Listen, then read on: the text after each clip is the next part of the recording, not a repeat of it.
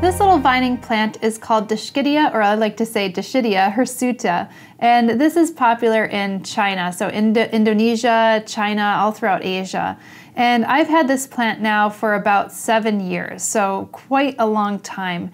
And I really like this genus, although it's not really a popular genus of houseplants. It's actually in the same family as Hoya. So these grow a little bit more epiphytically. Their roots are pretty sensitive. You don't want these roots sitting in a tremendous amount of water.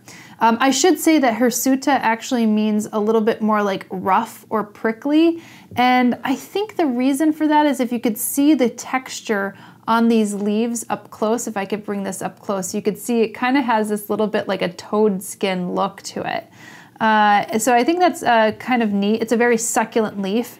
Doesn't need a tremendous amount of water, as I've been saying. I have this particular one about, I would say, 2 feet from a southwest facing window, and it is shaded a little bit under some other plants.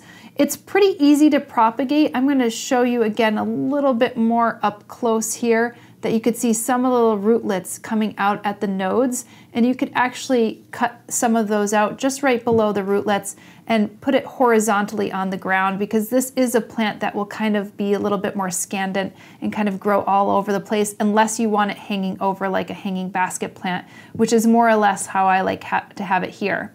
As far as pest pressures go, I've actually never had any problems whatsoever with this particular plant.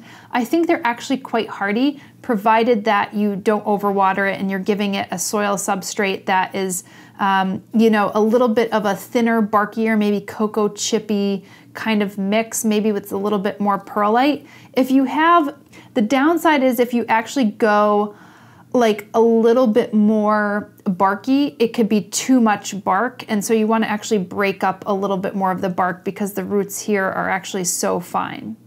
Fertilizing, you could actually go with a similar to like a cacti fertilizer, like maybe a 0.55. Do it on a monthly basis when in the spring, summer, and fall, and you'll be really rewarded with this plant.